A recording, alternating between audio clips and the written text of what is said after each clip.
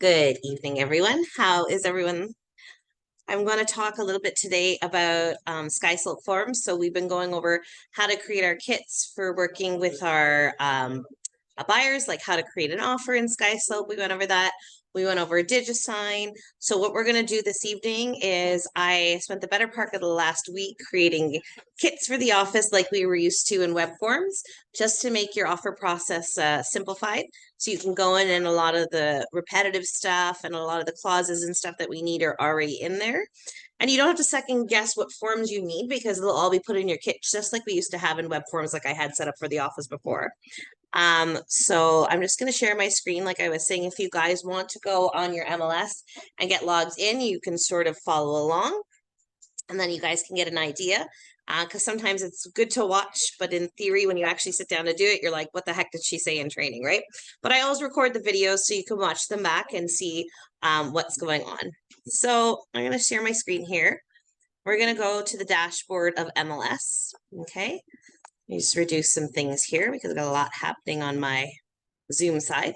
Okay, so in MLS, we're used to coming in and we can do it two different ways. I'm going to start off by just going right into SkySlope forms and showing you where the kits are, where to find them.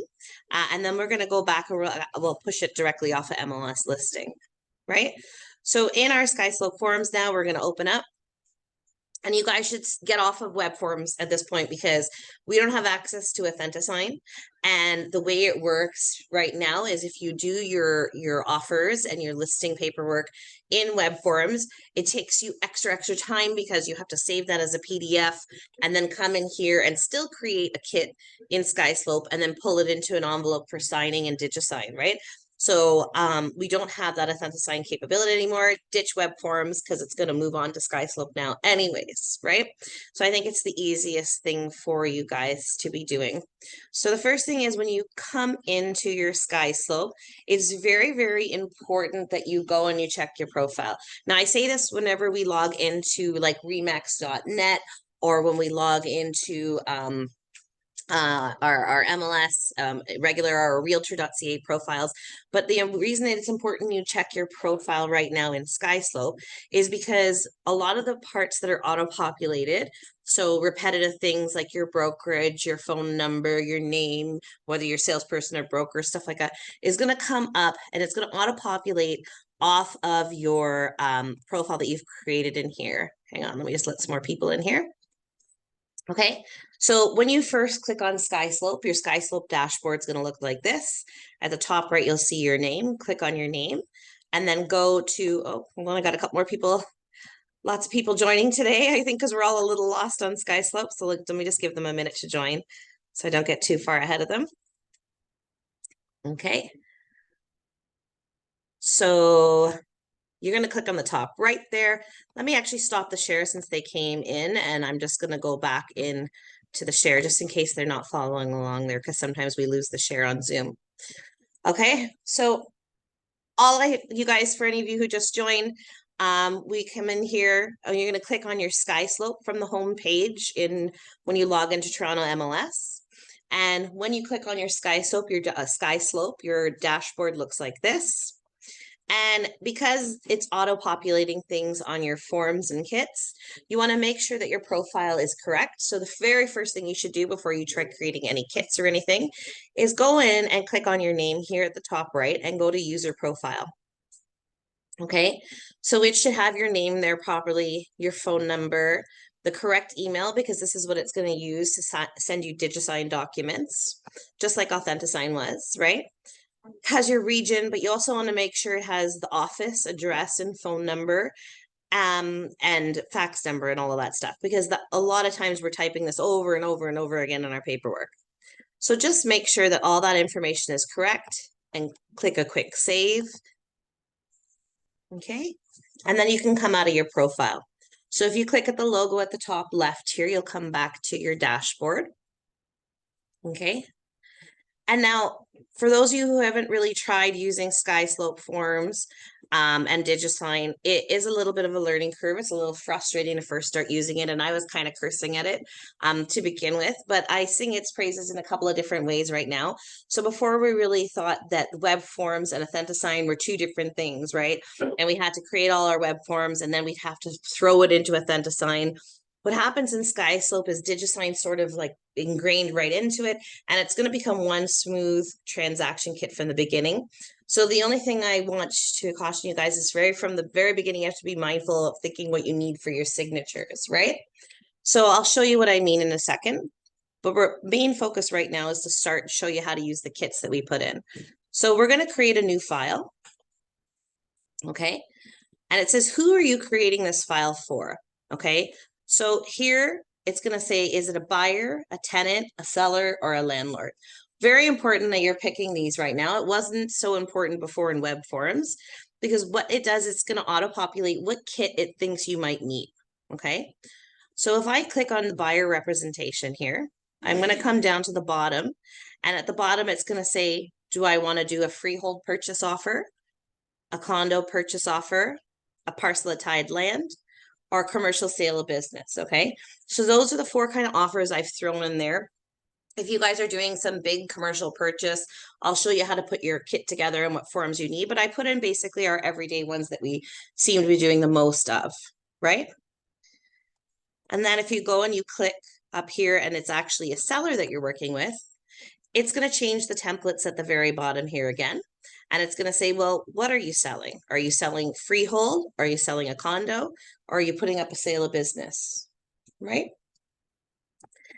And then if you come over here and we click it over to tenant, it's obviously going to do our lease offers now. So are we doing a freehold lease offer, condo lease offer, or is it a commercial lease, right? And I'll show you guys a little bit what's in the kits here. Well, let me let some more people in the room. So then if you go up here now and you put in the landlord, again, the final templates we have in there is for landlord. Are we doing a freehold for lease listing, a condo for lease listing, or a commercial for lease listing? Yes. Is there a difference between condo for lease or normal freehold? So yeah, there are, because there's different things that you want to know in there. Like if you're putting in an offer, you might want to, because there's going to be an apartment number. There's going to be the condo corporation that's going to ask you. It's going to tell you, have the management information in there, because these are things the tenants need to know. Even when you're doing leases for condos and freeholds, you have to be really mindful. You know, our new standard form of lease, even though there's only one form for that, there's a section in it saying, is this a condo? And if you click yes, you're required to get the condo rules, you know, from the board and give it to that tenant in there. Whereas a freehold, you don't have to do that, because you can't have the tenant saying, I didn't know I can't barbecue on the balcony, because the owner is going to get fined for it at the end of the day, stuff like that. So it is a little bit different. You have to be more mindful of different things like that. Yeah. That's a good one. Thank you. No problem. Okay. So you have all your different kits here. So we're just going to pretend that we're going to go in here. That's okay. I like questions. Questions are good. So the information that you get, would that you would get that from your client? Yeah, because your client's the owner, so they're going to have to know who the condo corporation is, who the management company is, what their contact info is, stuff like that, right? So that information you could find easily, but the information in regards to the barbecue and all that. So yeah. So what specifically so normally it comes with a status certificate, but we don't need to give a tenant a whole status certificate. What we need to do is we need to pull the condo board rules and regulations. Right. So every condo owner should have one. If they go, I don't know where that is, or I've lost it, or I don't think I ever had that before, they can just call the management office or walk down to their management office and ask for it. But they're supposed to be providing all their tenants with it when you do a lease in a condo, or like, you know, condo townhouse, condo apartment, whatever. Yeah. Thanks so much. No problemo. Okay, so we're going to click and we're going to pretend that we have a buyer client here, and it's going to ask us for some basic information. So if I try to click here and I say I want to do a freehold purchase offer and I go create, it's going to bounce me back up here because it's going to say, hey, what's the address, right? So I'm just going to pretend that it's 234 Main Street. I use 123 a lot, so we'll be saucy today and use 234. Okay. And then I'm going to go down here and I'm going to click create. and it's still not going to let me do it. So now what's it looking for? So, oh, I already have a 234 Main Street. There you go. Let's do 456 Main Street. You can tell do a lot of training in my kits here. So, okay, and then click create. Okay, and just to give you a quick glance to see what's happening in here, you see it has all the forms in here. So whether you're old, new, agent, whatever the case may be, you know that if you complete all the forms in this kit, that's all the paperwork that is required of you for this transaction. Okay, so you have your buyer's rep, you have your agreement of purchase and sale for this offer, your confirmation of cooperation, your individual identification record, and you're working with a realtor. Okay. So now if you click into this, for instance, let's click in our agreement of purchase and sale. Okay. It's going to auto-populate some things. So I put 234 Main Street in there. So it's auto-populating that the address is 234 Main Street on the side of Main Street. And then it's going to go and auto-populate some other information in here for me. Where's the 5th page here? In the signatures, it's going to automatically throw my name in. That's reading off of my profile. This is why I say you have to make sure your profile has the correct information. It should, because I loaded you guys all on there and you guys' profile should be there, matching the info with me because we're all part of the same brokerage. So if it doesn't, then let me know and we either have to edit it or link it up properly. And it should say Remax Ace and have the phone number here. So you never have to type that over and over again. And then if you go down, all our clauses are still there. So I think that's been the biggest thing this past week and a half or so, 2 weeks that we've been using SkySlope pretty much exclusively is that all our agents are going, oh my God, I don't have the clauses because we're so used to having them in web forms when we pull up our kits to use, right? So we have them all there now. Okay. So a couple different things happening with SkySlope here now. That's a little bit different from web forms. Web forms, we used to go to the top of our transaction kit and we used to click on what documents we need. This is why I was saying you have to have a little forethought when you're using SkySlope, how you're going to use it going forward for your client. So if you want to work on all the documents, that's fine. But for instance, you don't need a signature necessarily. I'm just going to go save and exit and come back in this file. Sure. Okay. So it's created an envelope, but technically it's under the umbrella of our file. So it gets a little confusing when I try to explain everybody. So just imagine we have this file folder and we have our 10 documents in there. But out of those 10 documents in our file folder, we only have 3 we want to send for signature to our client. So we're going to take 3 and we're going to put it in our envelope. Okay. So hopefully that analogy like kind of helps you guys understand how Digisign and SkySlope is working now, because that's essentially what we're doing. We're just taking those 3 pieces of paper out of the file. The other 7 we don't need to sign. We're going to fold those and we're going to put them in a little envelope for our clients. Okay. So here's our file folder 456 Main Street that I've created for the client. And let's just say that we only need them to, they've already signed a buyer rep with us and are working with a realtor with us because we've done a few agreements already and I've put some offers in. We've lost, we never caught the house. So I just need them to sign the agreement of purchase and sale and the confirmation of cooperation for me for this particular deal, right? So you know what? I just realized these are all brand new. I got to throw in some 801s in here for you guys. So I'll remember that, especially for the freehold for sale. So imagine there's an 801 here as well. So agreement of purchase and sale and the confirmation of cooperation. I'm going to take those 2 out of my folder now and I'm going to put them into an envelope and I'm going to fill and send it. Okay. So I'm going to come in here and I'm going to say it's for today's date. And I'm just going to say my buyer is John Smith, right? And click save. And I just want to fill in a couple things to show you here how it's going to work for you. Fronting on the south side of Main Street. Sure. Sounds great. In the city of Toronto. Whoops. Oh, it's going to go crazy on me here. Sorry about that. Let's just back up here. Alrighty, Rue. Sorry, let me just go back to the beginning here because I don't know what it did there.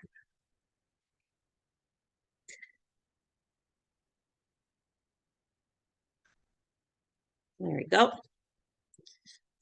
Okay, so you can see there that I was trying to start filling out some of the things. Okay, so in my envelope, I have those 3 that I grabbed here that I started to fill out. Okay. So, oh, sorry, those 2, the agreement of purchase and sale and the confirmation of cooperation. And I started to fill those out. Okay.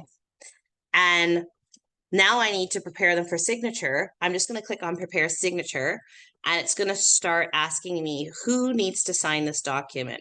So I know that I'm going to need to sign this document. I'm going to click needs to sign, and John Smith needs to sign it as the buyer. And then I'm going to click on next. I'm not going to do it right now because I want to show you guys how to create a kit from the listing. So as long as we have time at the end, I'll go a little bit over Digisign, but the focus is the kits today. So I'm just going to cancel out of this. Okay, so that's what I mean, how it's a little bit different from web forms, because you have to think at the beginning how you're going to structure your signing. It's not like you fill everything out and then just pick and choose at the end. And it'll keep on creating different envelopes for you. So say you have a change to make and you just want to change the price, you're going back and forth, you can create another envelope that just has the agreement of purchase and sale in it. And then you can go back and see all those changes. And you don't have to worry because your main forms from the very beginning, so if I click back in the folder again, your main forms will have any of the information that you typed in the envelope. It translates back to the form. So it's not like you have to fill it all out again. You see 234 Main Street on the south side of Main Street. It's all there in the main forms of the kit. The only reason I'm pushing it to envelopes is because I'm going to mail it to my client now for signing. Okay. So now I'm just going to click out of SkySlope here for a minute. Okay. Let me stop the share and come back in so all of you can see. Does anybody have any questions so far? No? You guys good so far? Okay. So if I share the screen and I come back in here, okay, and I'm going to click on Realm because everybody should be using their Realm or their Matrix now. You might as well get used to it because all of a sudden, if you force yourself to keep on using Stratus, when it's gone in 2024, you're going to go have half a heart attack and everybody else will know what they're doing and you'll be lost, right? So go into your Realm and we're just going to search a property real quick. So I'm just going to clear out of here whatever I was working on earlier. Okay, and I'm going to say, pick something in Toronto, right? And then I'm going to go to EO4. And then I'll go Dorset Park. Okay. Just click this out of here. Okay. And I'm just going to randomly pick anything here. So let's pick Fair Glen, for instance. Okay. So in our listings, they look a little bit different than what we're used to. Normally, if we want to push this into, what did I pick? W04 instead of EO4? It doesn't matter. So normally, if we wanted to push this to web forms, or even now they've added SkySlope, it's all at the top of the listing. So let me just maybe find the same one in Stratus so we can look at the difference.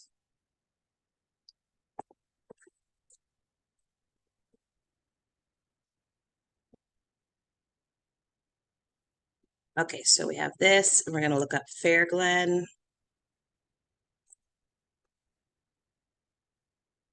Okay, so side by side here, we can see that normally when we are looking in Stratus, our access to get to our forms would be up here in either web forms or SkySlope, right?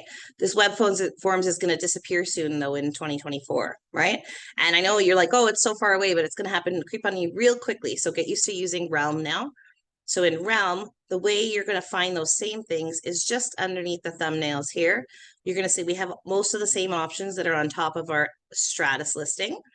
So we have web forms and Digisign, and we have our SkySlope right here. So what's the advantage? Instead of creating a brand new kit, the same thing is it auto-populates from your profile. When you push it from an MLS listing, it's going to auto-populate stuff directly off the listing as well. Okay, so it's a good advantage for you to help save you time. So I'm just going to click here on SkySlope. Okay, and again, we're going to see it's going to ask me, what am I doing? So I'm going to pick up a buyer. Okay, And I'm going to say my buyer this time is Jane Smith. Okay. When I come down here though, you see it already has the property information in it. And it's going to name the file already what the property is. And then we're going to go down to those office templates there that I created. So we're going to pick that it's a freehold purchase offer. Okay. And then I'm going to create. So it's just one extra step, but it's super easy because then you don't have to find all the forms and throw them into your kit. Okay. So here now you see in the forms, we have our buyer representation, our agreement of purchase and sale, our confirmation of cooperation, our individual identification record, and our working of the realtor. And I'm going to say that I just want these few here because I don't need my client to sign it. I want to fill out everything I need my client to sign right now. I want to fill it out, just these 4. Okay. And we can see already that there's so much more information in there now that we've pushed it from the listing.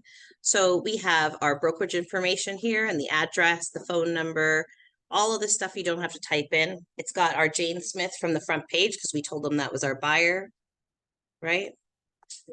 So our BRA is looking like that. It's got my information in there. We're going to go to our agreement of purchase and sale, and it's not only going to tell me the buyer information now, it's going to tell me the seller information. So what do we do when we're preparing an offer, everyone? We always have our Geo warehouse open beside us because we want to be able to verify and check information when we're creating offers and even our listing paperwork. So we want to make sure that that's the only owner on title. So we have Vishal Sharma here. And I'm going to go here and it's Vishal Sharma. Great. So then we come here and we go to the address, and that's 8 Fair Glen Crescent in Toronto, okay? Fronting on the north side. Another thing we always want to do is we want to check that address. So a good thing is to go to Google Maps because a lot of agents don't really understand this concept. That's why you guys hear me go over and over again how to check it and what to do with it, because we want smart agents here. We want agents that are accurate. So we're going to just take a look at 8 Fair Glen.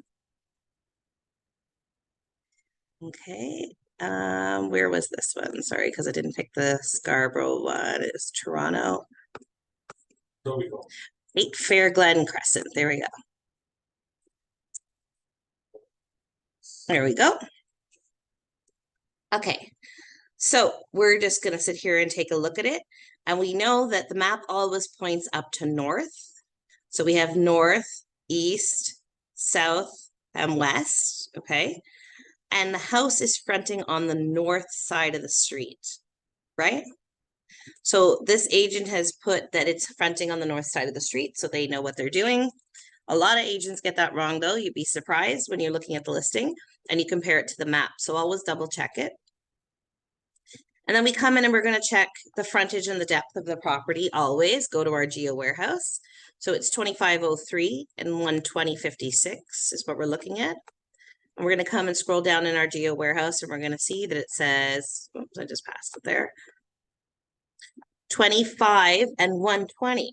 Okay, so I'm one to always say that I'm going to stick with the Geo warehouse because I sort of want to know where this agent got 2503 and 12056 from. They might have copied it off a previous listing. I don't know, sometimes MPAC had slightly different numbers. Right now, our Geo warehouse is what we're going to go by because as the buyer agent, you always have to prove that you did your due diligence. So I would change this because I don't want it to say anything different than what I see and check with my own 2 eyes because I trust myself over the other agent putting in the information. So I'm going to change this to say 25 and 120. So if anybody asks me, hey, where'd you get that information from? I'll say check Geo warehouse. I'm confident that it's in there. The next area that pops up, okay, and then we have these lovely pop-up boxes for some of the areas. You can see, we kind of did that quick with the tab. Once I click into this, it brings up a pop-up box for me to write in. I want to go and check and make sure that this legal description is the correct legal description. Because a lot of times the whole thing doesn't fit, and I don't know why they don't make them sync up, but the whole description doesn't necessarily fit in our MLS data sheet, but it does in Geo Warehouse. I mean, in our listing, our actual offers here. So the listing often has a shortened version. So I just always go into GeoWarehouse and I copy and paste to make sure that I've got the entire thing there. And we can see it kind of made it longer there. It was missing the City of Toronto part. Okay. So you can keep on going along and checking the information. So for instance, if you're looking for a schedule, right? So we'll go back here. The schedules would have been up here. This listing doesn't actually have a schedule in it, but the schedules would have been up here in the listing for you to click on. Okay, in Realm, again, they're just below. If there's anything that you need to click, if there's a Schedule B, or if there's a floor plan, or if there's a survey attached or a disclosure, you're going to be looking for it down there. Okay. Sorry. Further down where? There's actually none because I got it open on MLS as well. This one doesn't have anything attached to it. Yeah, because I looked on, if you're looking on Stratus here, there's no schedule on top of it either. Okay. I'm just saying it doesn't have one on this listing. Okay. Yeah. Okie dokie. So we're going to go back and look at a few things now. If we go, actually, let me take you through one signature real quick, just since we got this kit all together here. So again, you're going to see that we have the pre-printed clauses in there. If there's something you don't need in here, change it. We just put standard clauses that the office uses on a regular basis. So make sure you go in and alter it according to what you need. Like if you need a special, I don't know, appraisal done, or you want them to fix something to the property, make sure you're going in and adding those clauses here in your Schedule A. This is absolutely editable. We've just thrown in regular everyday clauses to save you time from writing, conditional on finance and conditional on inspection every single time you go in and you create your kit, right? Okay, so I'm just going to shove this one off for signature real quick here so you guys can see how it goes. So Jane Smith needs to sign. Christine Boland is the buyer agent here. I need to sign as well. We know we need to sign our agreement of purchase and sale. And I'm going to click next. Oh, and it's going to ask me for a valid email for Jane Smith. Sorry there, it's clicked over. Sorry, let me stop the share and come back in just to make sure that didn't mess up your guys' view. So I'll just put another email I have there. Okay.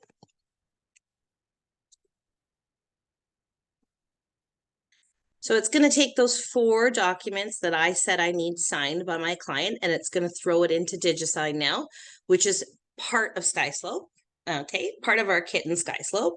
So it doesn't even take us to a different section, sort of like web forms, like I said, worked a little more separate, where it took us to a different section. We're still in this SkySlope view. Digisign is just sort of the final part of it, the tail end of it. So we can go in here and we can use our document. So again, when it autofills the document, it does the same thing with the wizard. It's saying that your client is a buyer. So anywhere in our document that it says buyer, it's plugging in their initial or their signature in there automatically. And very often it's in a spot where we don't need it because we're not always signing the entire document in every spot where it says buyer. So if you take a look right off the bat, the first initial on the buyer representation is incorrect because it's only if you're making your client sign for longer than 6 months, which most time we're only taking a 3 or 4 month contract with our clients. So very often, unless you're taking a contract longer than 6 months, you'll go here, you'll click on it, and you can either click on the side here to delete, or Digisign brings up a little box here, right where, so you don't have to keep on scrolling over to the side. So it's pretty convenient that way, where right where you click, it brings up a box and I can just click in here and click delete. Okay. And then I'm going to go down and I'm going to see the initials are all in the correct spots. My initial here for brokerage, the client's initials there for buyer. And I can scroll through and I can do a lot of different things with this. So for instance, if I need to put in a text box here, because I need to say this is the 27th day of July that they're signing this form and they're receiving a copy, you just click on more there like I did. And then it brings up a text box and I can put in, I'm just going to put July here. You guys get the idea. Okay.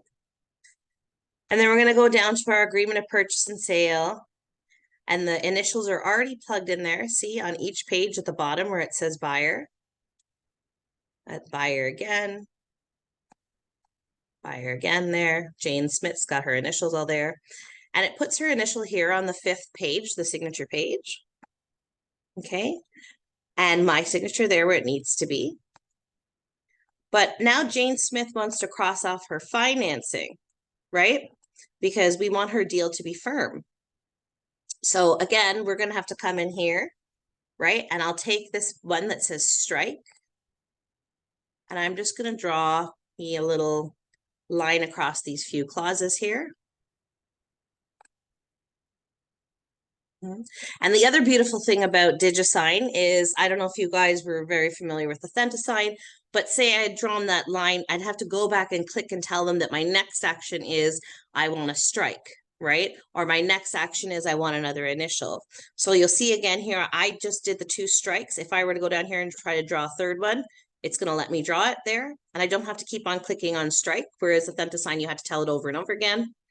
And the same goes with the initial. So if you actually aren't using the wizard and for some reason you've come in and you need a bunch of initials somewhere, you can just go here and I can go click and I go click again as many times as I need it. I don't have to keep on coming and dragging that initial over. So really nice feature of Digisign. You don't have to keep going back to the box and dragging it, right? And then you're going to want to make sure that you're changing the name here as you need it. So say, for instance, I need to initial these clauses as well. You just go to the top right and make sure it's whatever. If it's husband and wife signing, maybe you're changing it from the husband's name to the wife's name. And you're going to come in here and you're going to go click.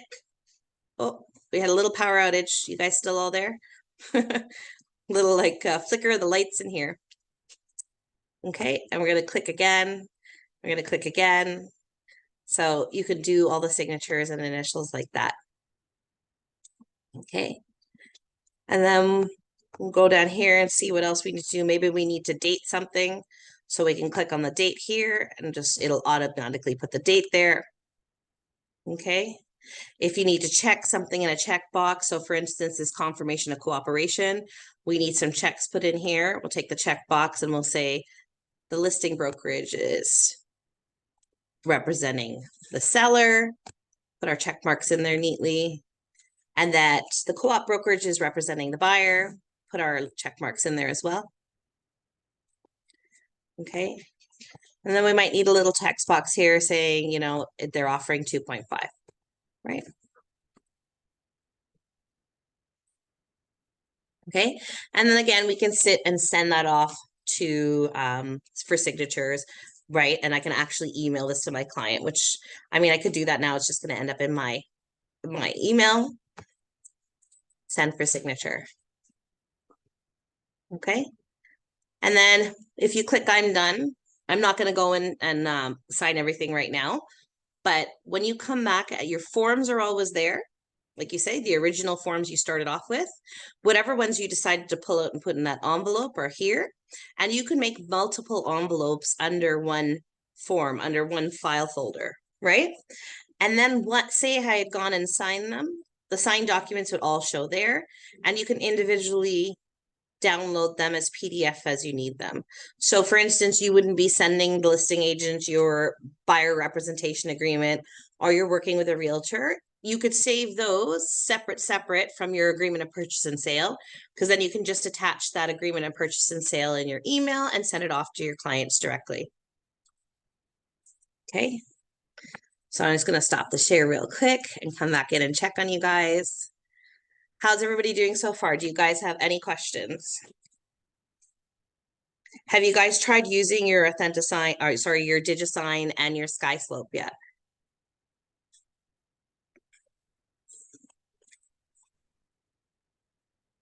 Have you guys been having any issues with it? You getting used to it? Like I say, it just takes a little time getting used to it. You'll go through over that frustration stage, but it is working out really well as far as I can see. I gotta say, I really love when we come back in here on the dashboard. So when I created the kits for the office for web forms, sort of everything was there in a list and it wasn't really organized. And I am kind of OCD. I love to organize things really well. So I really like when you come in and you create the file, the way it changes. So it's asking you, so there's really like not a lot of room for making a mistake. Like, what kind of client do you have? Is it a buyer? Is it a tenant? You know, if you have a tenant here, it's only going to give you the kits that I created here at the bottom for tenants, right? So it's sort of a no-brainer. Hey, I got a tenant and they want to rent this condo. You're going to come in here and you're going to have the condo lease offer to prepare for them, right? So it's super, super user friendly that way and really, really organized the way it's coming in. Okay. The thing I want to caution you guys a little bit with. So for instance, say we have a buyer. There's a lot more kits in the buyer here. So for instance, I have this commercial sale of business offer. We'll pretend we're creating one here for a commercial sale of business, and it's going to ask me for a street address. So let's just do 890. I always use Main Street, but hey, Main Street is fine. Okay. So I'm going to go commercial sale of business, and I'm going to go create. Like I say to you, just if you need to add clauses for your freehold, for your purchases, stuff like that. I did go ahead and put some clauses in here. Now, I didn't have sale of business in our kits before, but people have been asking me for them. It's become sort of a popular thing now. We're doing a lot more of sale of business and purchase of sale of business. So I threw clauses in here in Schedule A. Okay. But there are a ton of clauses, and I'm going to tell you, you probably don't need half of them. So if you're unsure, let me know, because there's 1, 2, 3, 4, 5, 6 pages in Schedule A. You're not going to need all of those necessarily, but they're sort of over the years what I've put together as everything I might need for a sale of business, so I don't forget. So I read through them and I see, do I need the lottery clause? Do I need the liquor license clause? Do I need the landlord approval clause? Do I need, and sort of get that idea. And I delete what I don't need. So please, please, please don't just fill everything out and send this as is, because a lot of them have specific things you have to fill out, like maybe what the square footage is, or whether or not you need landlord approval, all that kind of stuff. So be mindful when you're going through these that you don't necessarily need everything in there, right? I'm going to save and exit. Sure. So it's going to create envelopes every single time you come back in there. And it's going to keep on asking you what you want to do. And it's really, really, like I say, super user friendly. So you can select all the forms, or you can only select a few and then push them off to the envelope. But the biggest thing is that everything is getting auto-filled now. You're saving your time. So every single day, if this week you put in 3 offers for the same client and you keep on losing out on it, you're not typing the same information over and over again. You're coming into your kit. If you're pushing it off the MLS listing, it's putting all the information automatically in there for you. You automatically know that everything in the kit is everything you require in order to have that deal go through to completion. The office isn't going to probably ask you for anything more than this. Be mindful though, if you need things like, if you need a disclosure, you're going to have to throw that into your kit. So how do you do that when you're within the kit? So say in this 890 Main Street, I'm purchasing it for my own business, or I am purchasing it for my brother who needs to purchase this business.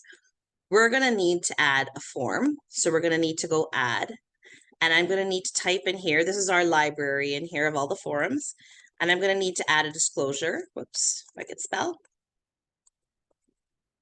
Okay. And this is for an acquisition of property. It means you're acquiring the property. And I'm going to add that to the kit. So it says 1 form added. And then I go next.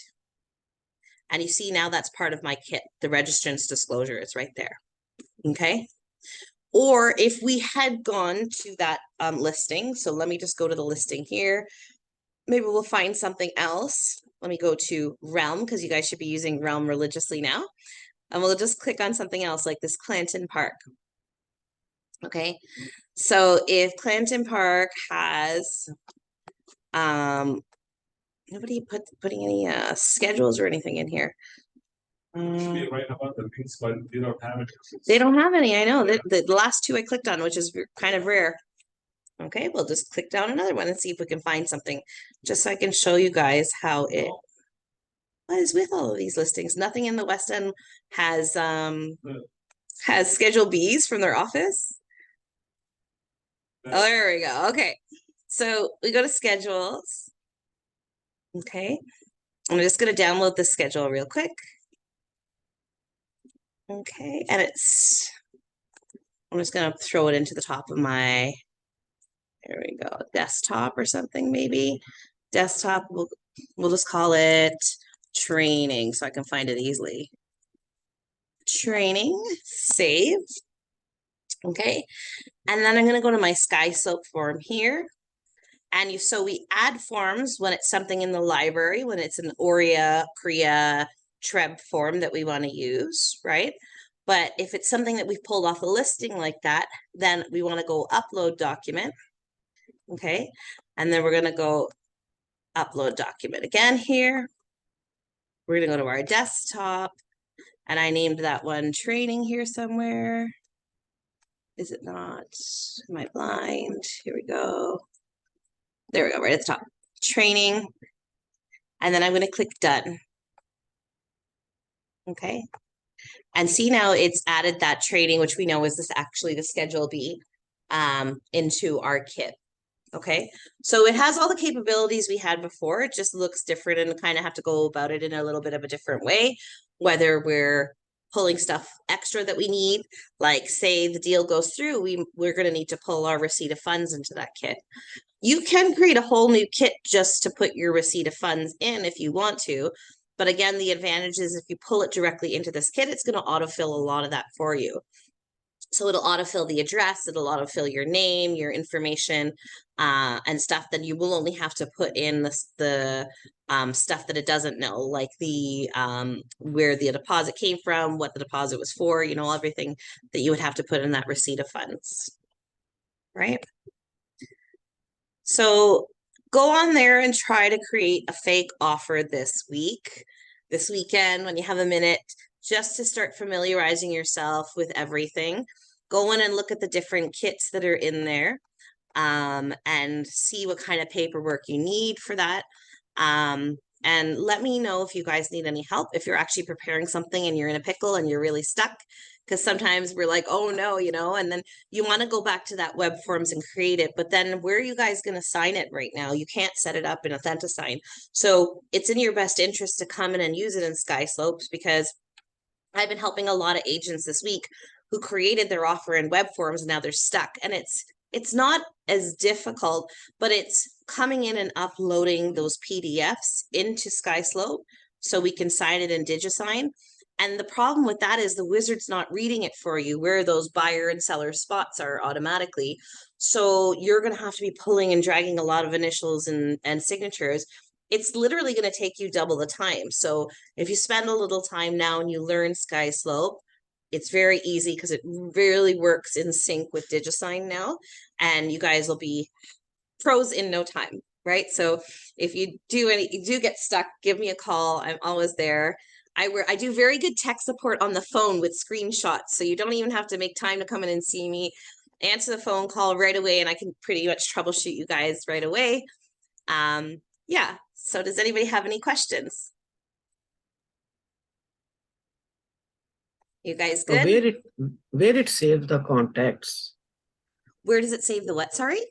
The contacts, right? Buyer or seller, or those information in here. Each time we have to fill it in. So far in the SkySlope and Digisign, it keeps on making us do repetitive. I've called their tech support and they said that's a big complaint they're getting right now. There's a couple other things that I had to troubleshoot as well while setting up our templates that they said, because they basically just launched this to all the realtors, right? The Toronto Real Estate Board has taken them on. and they're getting a lot of our feedback right now. So this is a huge one because, you know, even every time on the back end, or I guess I should say on the front end, when you send it to your client and they click on it to do the signature, you have to keep on choosing the signature every time. Whereas Digisign even saved, like if I had done my signature or if I had chosen a certain font, it was sort of locked in there and it would always go to that font for me.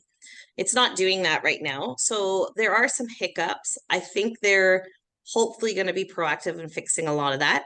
But right now, yeah, we're entering. So the only ones that it's doing automatically is R1 because R1 auto populates off of our profile.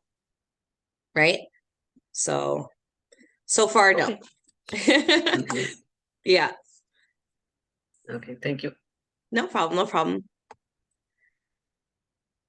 Everybody good? So picnic this weekend, super fun. We have a lot of people coming. We have like 80 people coming out, so it should be a lot of fun. Rain or shine, we have a big pavilion.